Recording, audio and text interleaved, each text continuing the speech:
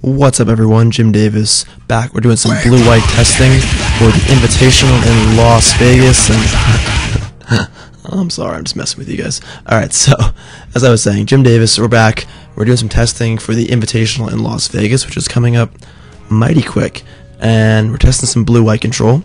And this week we're going to jump in, jumping right on board the William Jensen train with his blue-white list from the Grand Prix in Dallas, Fort Worth last weekend. Blue-white did pretty well with the Grand Prix. There were 3 blue-white decks in the top 8. There was a more traditional version played by Eric Centauri, if I'm saying his name right.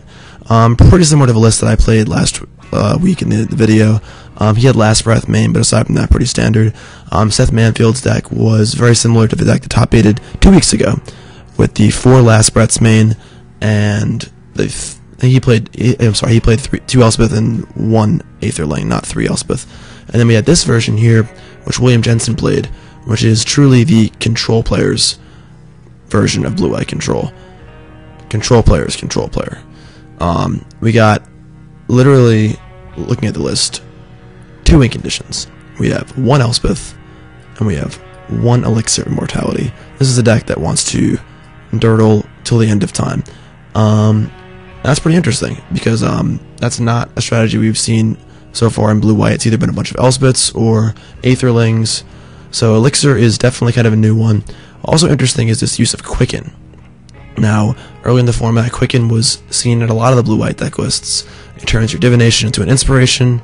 Obviously, instant speed Wraths are pretty cool, but it really fell out of favor quickly. It's interesting to see that William has brought it back, and the only one to do so, and lost in the finals, so scoreboard.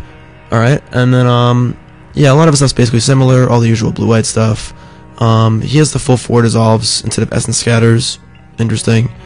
And, yeah, not too much to say. So we got no win conditions, just Elspeth and Elixir, and then Mutavault if you are feeling extremely frisky. In the sideboard, we have the Fiendslayer Paladins we saw last week.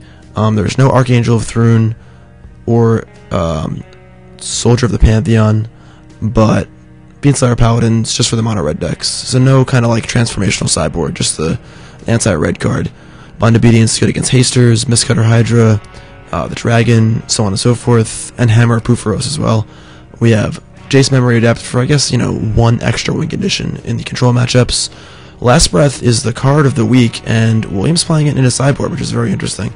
Most of the blue-white control decks, even some of the other decks, were playing main deck Last Breath. There was a mono black deck, splashing for Blood Baron and Last Breath. Last Breath's been all over the place, but William chose to keep it in the sideboard, which is interesting.